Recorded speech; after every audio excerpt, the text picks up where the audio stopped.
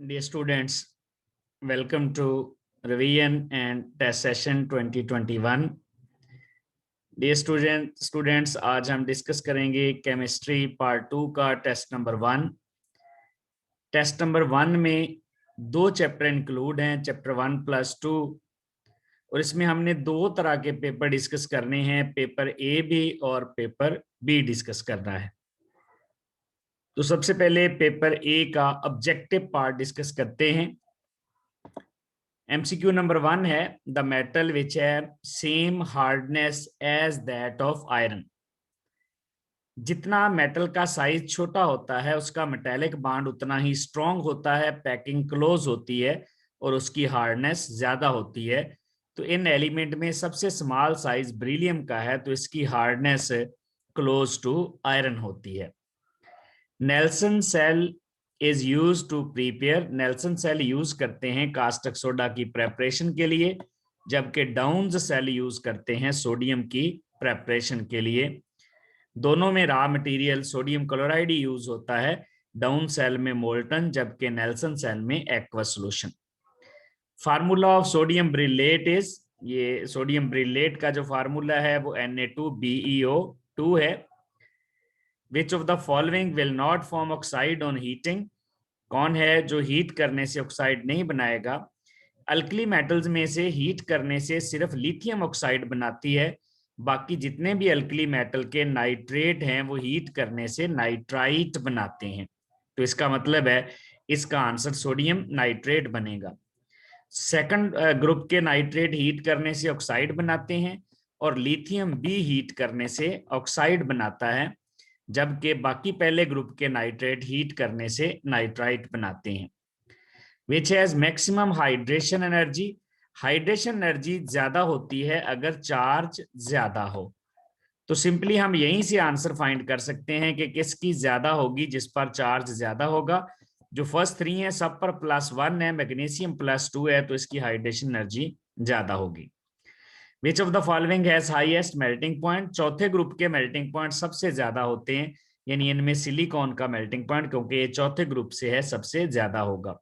Aluminium तीसरे group से है, फास्फोरस 5वें ग्रुप से है, जबकि सल्फर छठे ग्रुप से है, तो सिलिकॉन सबसे ज्यादा होगा. The most metallic element among the following is, down the group metallic character ज्यादा होता है, तो यहाँ पर जो सबसे नीचे वाला एलिमेंट है वो बिस्मथ है. इसका मतलब है bismuth is the most metallic element. Nitrogen है, फास्फोरस है, उसके बाद आर्सेनिक है, एंटीमनी है, बिस्मथ है, तो बिस्मथ सबसे नीचे है. Which has maximum ionisation energy. सबसे ज्यादा आयोनाइजेशन एनर्जी उसकी होगी जो राइट साइड पे होगा. इसका मतलब है बेरिलियम की तो हो नहीं सकती और ना ही बोरॉन की हो सकती है. राइट साइड पे ऑक्सीजन है, लेकिन यहाँ पर आपको ख्याल रखना है अबनॉर्मल ट्रेंड आयोनाइजेशन एनर्जी के. जो इलेक्ट्रॉनिक कॉन्फ़िगरेशन होती है नाइट्रोजन की वो P3 होती है वैलेंस वाली, जबकि ऑक्सीजन की P4 होती है. तो यहाँ पर ऑक्सीजन की कम है क्योंकि उसकी कॉन्फ़िगरेशन स्टेबल नहीं है, तो ये आंसर बन जाएगा नाइट्रोजन. बाहर तो ये लगता है कि नाइट्रोजन राइट साइड पे है, सॉरी ऑक्सीजन राइट साइड पे, ऑक्सीजन की ज्यादा होगी, लेकिन ऑक्सीजन की कॉन्फ़िगरेशन स्टेबल नहीं है, यही वजह है नाइट्रोजन की ज्यादा है. दो जगह पे अब नॉर्मल ट्रेंड है, दूसरे और तीसरे के दरमियान और पांचवें और छठे के दरमियान. सब्जेक्टिव पार्ट है, सब्जेक्टिव जो पार्ट है उसका सेक्शन 1 है. Right down the formula of sylvite. Sylvite potassium chloride होता है और हेलाइट सोडियम क्लोराइड होता है. इसका फार्मूला और केमिकल नेम दोनों लिख देंगे आप. Why lithium carbonate decomposes on heating. एक तो बताएंगे कि लिथियम कार्बोनेट में लिथियम है small size and carbonate has bigger size, that is why packing is not close. क्योंकि इसमें एनाइन और कैटाइन दोनों का जो साइज है वो साइज में बड़ा डिफरेंस है, तो इनकी पैकिंग कंपैटिबल नहीं है, तो इसकी लैटिस एनर्जी कम है. तो एक तो आप लिखेंगे कि लैटिस एनर्जी कम है, और दूसरा लिखेंगे कि इसके कंपाउंड में कोवेलेंट कैरेक्टर ज्यादा होता है, जिसकी वजह से यहाँ पर इसके डिकम्पोज होने के चांस ज्यादा होते हैं. और फिर डिकम्पोज होके जो प्रोडक्ट बनते हैं उसकी आप केमिकल इक्वेशन भी यहाँ पर लिख देंगे कि इसके डिकम्पोज होने से यहाँ पर हमारे पास बनता है lithium oxide plus carbon dioxide बन जाता है. तो ये इक्वेशन भी आप यहाँ पर लिखेंगे. Lengthenite contraction control the size of the elements of 6th and 7th periods. यहाँ पर आप बताएंगे क्योंकि लेंथेनाइड कंट्रैक्शन जो है, लेंथेनाइड्स ये एफ ब्लॉक एलिमेंट्स और एफ का शील्डिंग इफेक्ट पुअर होता है, जिसकी वजह से इफेक्टिव न्यूक्लियर चार्ज ज्यादा और साइज स्मॉल हो जाता है। तो पार्टिकुलर जो यहाँ पर बात लिखनी जरूरी है वो एफ का शील्डिंग इफेक्ट है, जो कि पुअर होता है। Melting point of group 7A elements increases down the group. 7A में नॉन मेटल्स हैं और नॉन मेटल्स में लंडन डिस्पर्सिव फोर्सेस होती हैं, क्योंकि ये मॉलिक्यूलर फॉर्म में एग्जिस्ट करते हैं। तो डाउन दी ग्रुप जाते हुए एक बात लिखेंगे, पोलराइजेबिलिटी बढ़ जाती है और लंडन डिस्पर्सिव फोर्सेस बढ़ जाती है, जिसकी वजह से मेल्टिंग पॉइंट बढ़ जाते हैं। और फिर आप हैलोजन इनकी फिजिकल स्टेट भी लिख देंगे कि यही वजह है, फ्लोरीन क्लोरीन गैस है, ब्रोमीन लिक्विड है और आयोडीन सॉलिड है। Oxidation state vary in a period, क्योंकि number of valence electron change होते रहते हैं। Number of valence electron change होने से ऑक्सीडेशन स्टेट वेरी करती है, और ग्रुप में number of valence electron same रहते हैं, जिसकी वजह से ऑक्सीडेशन स्टेट में चेंज होने का चांस कम होता है। नेक्स्ट है define ionisation energy. Ionisation energy की डेफिनेशन लिख देंगे, 7 एग्जांपल लिख देंगे, जो भी सोडियम की लिख दें या मैग्नीशियम की लिख दें, दोनों बुक में गिवन है। Although both sodium and potassium phosphorus are present in the same period, दोनों का तल्लक एक ही पीरियड से है, लेकिन उनकी ऑक्साइड की नेचर डिफरेंट है। तो यहाँ पर आप बताएंगे सोडियम चूंकि मेटल है, मेटल के ऑक्साइड बेसिक इसलिए होते हैं क्योंकि जब वाटर में डिसॉल्व होते हैं ये बेस बनाते हैं, और यहाँ पर आप इसका वाटर के साथ रिएक्शन करवा के NaOH बनाएंगे भी, यानी इक्वेशन भी लिखेंगे। इसी तरह P2O5 की भी इक्वेशन लिखेंगे जब इसको वाटर में डिसॉल्व करते हैं कोल्ड वाटर में, तो ये मेटा फास्फोरिक एसिड बना देता है HPO3। तो आप दो बातें यहाँ पर बताएंगे, एक तो बताएंगे कि मेटल के ऑक्साइड बेसिक और नॉन मेटल के एसिडिक होते हैं, और फिर बता देंगे सोडियम मेटल है तो ये बेसिक है, इक्वेशन लिख देंगे। फास्फोरस नॉन मेटल है, इसका ऑक्साइड एसिडिक है और इसकी भी वाटर के साथ इक्वेशन लिख देंगे। Why heat of hydration of alkali metals decreases down the group. Down the group hydration energy इसलिए कम होती है क्योंकि चार्ज डेंसिटी कम होती है। हाइड्रेशन एनर्जी एक्चुअली डिपेंड करती है चार्ज ओवर साइज रेशियो पे। आप चार्ज ओवर साइज रेशियो को चार्ज डेंसिटी भी कह सकते हैं। तो हाइड्रेशन एनर्जी डिपेंड करती है चार्ज डेंसिटी पे या चार्ज ओवर साइज की रेशियो पे। डाउन दी ग्रुप साइज बड़ा होता जाता है, जिसकी वजह से चार्ज टू साइज रेशियो कम और हाइड्रेशन एनर्जी भी कम होती जाती है, या आप इसको चार्ज डेंसिटी भी कह सकते हैं। तो down the group charge density भी कम होती जाती है। What are alkaline earth metals. Alkaline earth metal group 2A के एलिमेंट्स हैं, और एलिमेंट्स के नाम लिख देंगे, और फिर इनको क्यों कहते हैं अल्कलाइन अर्थ मेटल्स है, क्योंकि इनका वाटर में सोल्यूशन अल्कलाइन होता है, और किसी एक का, जैसे आप कैल्शियम ऑक्साइड है या कैल्शियम को सिंपली वाटर में डिसॉल्व करके दिखा देंगे कि ये वाटर के साथ रिएक्शन करके अल्कली बनाता है, इसलिए अल्कलाइन है। और फिर इनको अर्थ मेटल्स क्यों कहते हैं, because they are distributed in earth crust. Why lithium differs from the other members of its group in the periodic table। यहाँ पर आप लिख देंगे कि लिथियम का साइज स्मॉल होता है, चार्ज डेंसिटी ज्यादा होती है, आयोनाइजेशन एनर्जी, इलेक्ट्रॉन एफिनिटी और इसके साथ साथ इलेक्ट्रोनेगेटिविटी भी ज्यादा होती है। यही वजह है ये अपने ग्रुप से डिफरेंट होता है।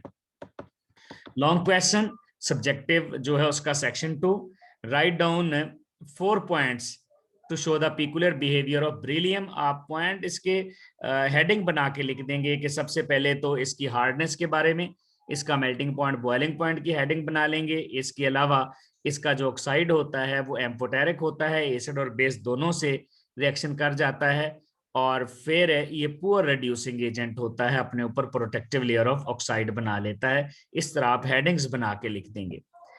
Define electron affinity. Electron affinity जब आपने डिफाइन करनी है, डिफाइन करने के साथ साथ आपने यहाँ पर इसकी एग्जांपल भी जरूर देनी है, क्लोरीन या फ्लोरीन की, जो भी आप लिख दें। और फिर इसके पीरियडिक ट्रेंड्स हैं। पीरियडिक ट्रेंड्स का मतलब है आपने इसके पीरियड्स और ग्रुप्स के ट्रेंड्स बताने हैं। तो सबसे पहले तो जब आपने डेफिनेशन कर लेनी है, डेफिनेशन करने के बाद आप एग्जाम्पल देंगे, और एग्जाम्पल देने के बाद आप इसके फैक्टर बताएंगे कौन कौन से फैक्टर हैं। फैक्टर बता के फिर आप डिस्कस करेंगे कि पीरियड्स में ये वाले फैक्टर इस तरह से चेंज करते हैं और ग्रुप में ये वाले फैक्टर इस तरह से चेंज करते हैं। फिर आप जो है इसमें क्वेश्चन में से 4 नंबर ले सकेंगे। नेक्स्ट है जो पेपर बी है, चैप्टर 1+2 का। पेपर बी में सबसे पहले ऑब्जेक्टिव पोर्शन, MCQ नंबर 1 है, नेट्रॉन हैज फार्मूला। नेट्रॉन का जो केमिकल फार्मूला होता है वो होता है hydrated sodium carbonate. Which gas is evolve at anode, anode पर मेटल्स भी नहीं जा सकती, एनोड पर हाइड्रोजन गैस भी नहीं जा सकती। एनोड पर या तो हेलोजन जाते हैं या ऑक्सीजन जाता है। हेलोजन जाते हैं जब सोल्यूशन कंसंट्रेटेड होता है, तो ब्राइन कंसंट्रेटेड सोल्यूशन होता है, इसका मतलब है क्लोरीन जाएगी। अगर डाइल्यूट सोल्यूशन होता तो फिर ऑक्सीजन गैस रिलीज होती। Downs cell is used to prepare sodium metal.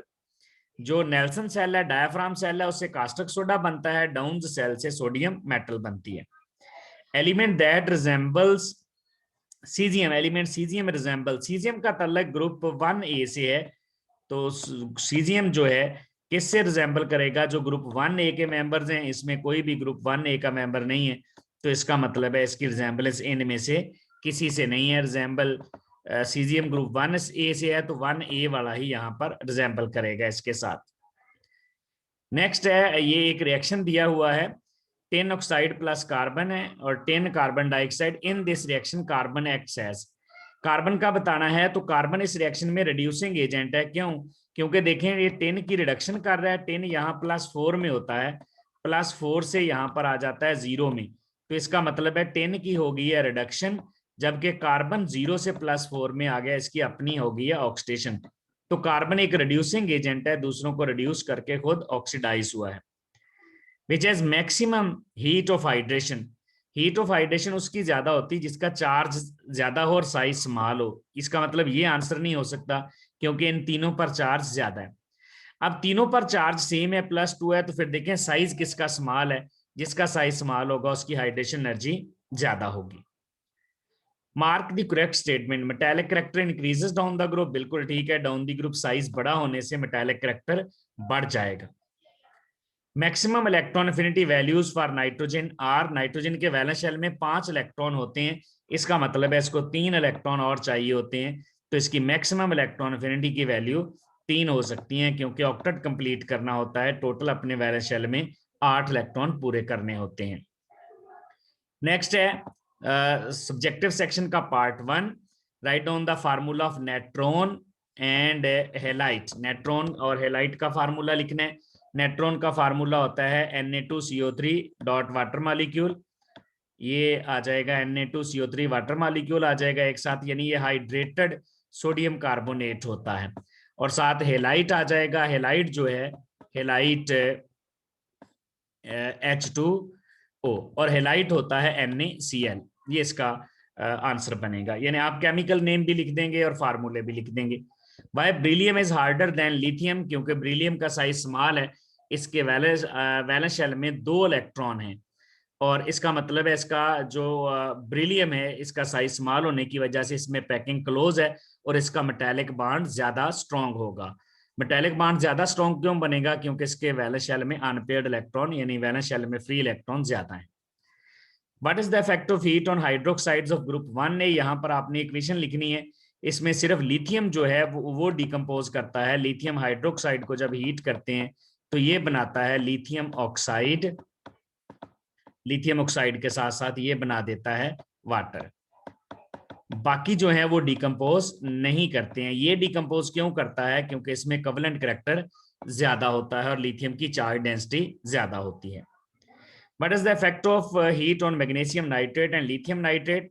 दोनों ही ऑक्साइड बनाते हैं, लिथियम नाइट्रेट भी ऑक्साइड बनाता है। आप बैलेंस केमिकल इक्वेशन लिखेंगे दोनों में, मैग्नीशियम नाइट्रेट पर हीट के इफेक्ट भी और लिथियम नाइट्रेट पर।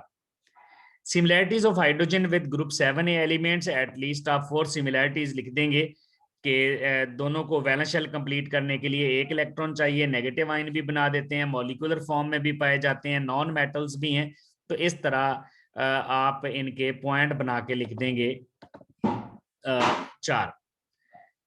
नेक्स्ट है hydration energies of the group 2A elements of higher, दूसरे ग्रुप की हाइड्रेशन एनर्जी क्यों ज्यादा होती है? क्योंकि उनकी चार्ज डेंसिटी ज्यादा होती है। चार्ज डेंसिटी क्या है? उनका चार्ज भी ज्यादा है और साइज स्मॉल है, यही वजह है उनकी हाइड्रेशन एनर्जी ज्यादा है। How melting point change across second period, यहाँ पर आप ग्राफ भी बना देंगे, आप बताएंगे सेकंड पीरियड में चौथे ग्रुप तक बढ़ते हैं, उसके बाद कम हो जाते हैं। चौथे ग्रुप तक क्यों बढ़ते हैं? क्योंकि number of unpaired electron, binding electron बढ़ जाते हैं। कार्बन के सबसे ज्यादा मेल्टिंग पॉइंट होगा क्योंकि कार्बन 4 बॉन्ड बनाता है डायमंड में और जायंट स्ट्रक्चर होती है। उसके बाद कम होना शुरू हो जाते हैं क्योंकि nitrogen, oxygen, fluorine, neon small molecular form में एग्जिस्ट करते हैं जिनमें वीक इंटरमॉलिक्यूलर फोर्सेस हैं। Why first electron affinity is usually exothermic negative. Actually जब फर्स्ट इलेक्ट्रॉन ऐड करते हैं तो फर्स्ट इलेक्ट्रॉन ऐड करने से उसका वैलेंस शेल कंप्लीशन की तरफ जा रहा होता है तो एनर्जी रिलीज होती है क्योंकि वो स्टेबिलिटी, उसकी इलेक्ट्रॉनिक कन्फिग्रेशन स्टेबल हो रही होती है। Why oxides of metals are basic. आप यहाँ पर एग्जांपल दे के दिखा देंगे कि जैसे देखें सोडियम का ऑक्साइड है, वाटर में डिसॉल्व कर दिया, बेस बन गया। इसी तरह नॉन मेटल के एसिडिक हैं। क्यों एसिडिक हैं, यहाँ पर भी आप एग्जांपल दे दें, SO3 की एग्जांपल दे दें कि देखें नॉन मेटल का ऑक्साइड है, जब वाटर में डिसॉल्व करेंगे तो ये एसिड बना देगा इसके। या आप यहाँ फास्फोरस की एग्जांपल दे दें, कोई भी नॉन मेटल की एग्जांपल दे सकते हैं, लेकिन आपने इक्वेशन लिखनी है, एक मेटल के लिए और दूसरी नॉन मेटल के लिए।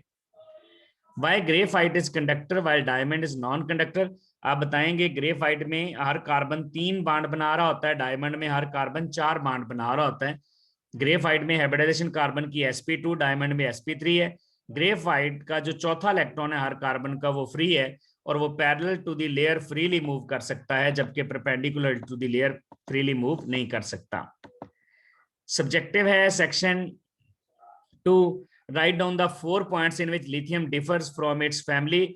अब लिथियम के काफी ज्यादा पॉइंट्स दिए हुए हैं, तो जब आपने 4 पॉइंट्स लिखने हैं तो आपने वो पॉइंट्स लिखने हैं जो अच्छे वाले हैं, जिनमें डाटा ज्यादा है, जिनमें केमिकल इक्वेशंस हैं, तभी आपको 4 नंबर मिलेंगे।